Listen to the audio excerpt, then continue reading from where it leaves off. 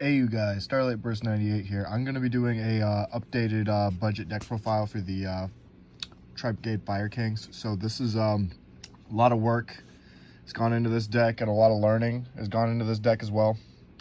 I did pretty well with this recently at my locals. I got 5-7.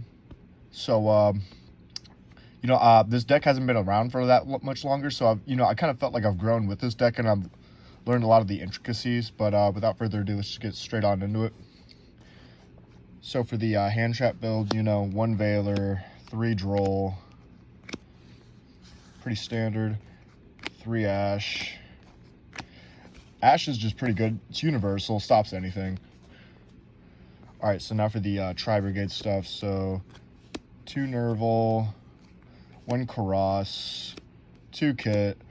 Like most of the time you would be running a sit 3, but the dumps, we really only need it for like 2 times. You only really need like 3 dumps if it's like super grimy, but I never really side the Tri-Brigades anyway. So then we got 3 Fractal. This is your most important card. And so this is why it doesn't matter really, is because the Rescue Cat. I would so run more copies of Rescue Cat because it's just so good. Because when it's normal special summon, right, you get to special summon 2 beast monsters from the deck. So this just extends your link plays even more. So it's just simply ridiculous. I tech this card a lot in the normal Tri-Brigade build. You know what I mean? And it just works wonders to the deck, to be honest, without Volcanics. But yeah, speaking of Volcanics related to that, we got the 3 Ponics. This is really good, especially with the 1-for-1 being in the deck. So this is really easily searchable. But yeah, if you weren't running the 3 Ponics, you would be running just the 1 Ponix, and then you're running 2 Volcanics or 3 Volcanics in its place. So you're not really changing that much, to be honest. And then the 1 Barong, the 1 Arvada. I know some people pull their hair out when they see only 1 Barong and 1 Arvada, but we are playing the baseline bare minimum for the Fire King stuff. And honestly, most of the time when you're popping with the Garunix to send from the deck, right, you're mostly sending the Arvada to revive like the Garunix or the Kirin or something. So it's pretty good. It does its job. And then the 2 Garunix, I tested out 3, and 2 is just a lot better. So we got 3 Kirin. This is probably the best quick effect in Fire Kings, to be honest. And then 2 Island, and then 2 Sanctuary. You always want these at 2. Always, unless you're playing like a Fiendsmith Snake Eye package, right? So you always want access to these cards. Always. And so like the great synergy with this deck, right? You could search Fire King Island with the Sanctuary, right? And then when you activate Island, you could pop the kit in your hand, right? Because you can't do anything with that. And then the kit would dump your Nerval, and then so on, right? So that's the amazing synergy with this deck, to be honest. And then we have 1 Skyburn. We're not running the Circle, and we're not running Tenki because we needed to cut cards for more important stuff. And then 1-for-1. This has double utility because we have like Kurikara in the side deck, and we have DD Crow, stuff like that.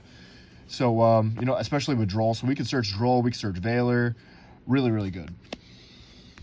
And then 3 Crossout Designator. This is super funny, and this is why this version of the deck is basically nigh untouchable, is because of Crossout.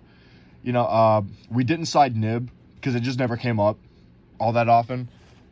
You know what I mean? Like, a lot of people are wary about Nib at my locals, so like it just didn't really come up that much to just put a Nib in the side deck. So this did wonders for me, to be honest. Like when I activate the Ponix, they always have the Ash, or they always have the Imperm, so it's always good to have this, always. And then the 1 Called by the Grave, you just need it. And so for the traps, we have the 1 Revolt, and then the 3 Impermanence. Pretty standard lineup.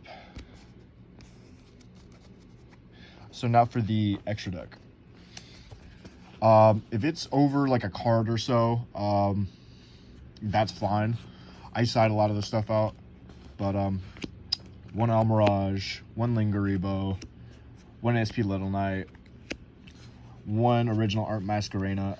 Honestly, the uncensored version is a little bit better, but we're not in Japan, but we got the 1 Fire Charmer, we got the 1 Dragon Lords, really good Link Beast 2 to make with the Tri-Brigades, and then the one Bear Brum. This really what helps you get to the trap, and then you put anything back on the bottom of the deck.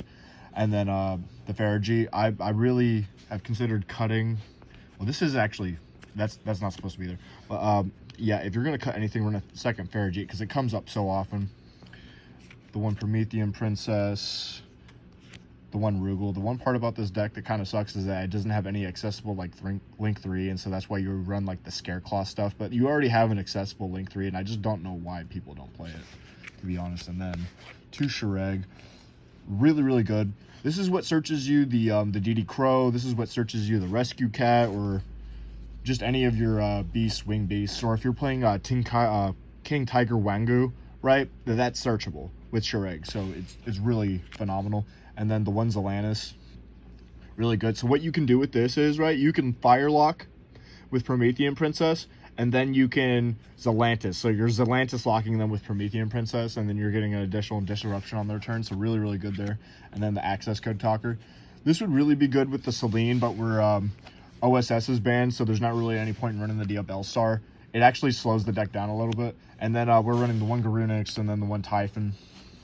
Phenomenal. This card you can just make with anything as long as your opponent pops. So really, really good there. All right, so I think this should be the 15th card in the side deck, but got 1 DD Crow, 2 Kurikara, really, really good. It's searchable, surprisingly, because it's fire. And, you know, if it's not that searchable, because you don't have the right cards in hand, right, you could search it off 1 for 1, so, you know, double utility. And then we have 2 Spooky Dogwood, 2 Bell for the graveyard matchups like Horus, and then, we have 3 Ghost Mourner. This is really good, to be honest, because the annoying part about Ash is that you have to chain to it, right? And so, like, this really only is, like, applicable to, like, special summon monsters, so it comes in really clutch sometimes. And then 1 Shifter. Running 2 or 3 is a little too much, I think. Running 1, it shows it when you need to, and most of the time you resolve this, your opponent just gets pissed off and leaves anyway. And so we have... Ooh, my bad, guys. It wants to fall apart on me. All right. 1 Millennium Eyes, really, really good. You can just keep negating and keep attaching cards to it as equip cards and gain the attack, so really good. You know, obviously we are using like the instant fusion to get to it, so it is going to get destroyed at the end, but it's really good, super hard to out, and it won me some games, to be honest. I don't summon it that often, but when it does come out, it makes all the difference. And then the one Abyss Dweller to lock out the graveyard. This is to get into the Millennium Eyes restrict since we need to relinquish. And then the 1 Instant Fusion. So let me know what you guys think. This deck's a lot of fun. Definitely recommend it. And, you know, out of all my decks, this is probably the most powerful. I'm not even going to lie to you guys. But this is a budget build. This is definitely a pure budget build, to be honest. And then... if you're going to run this to its maximum capacity, run Fiendsmith, run Snake Eye, run anything, Azamina, you name it. It's just so fun, so many builds. Definitely give this deck a try. Without further ado, guys, just have a great day.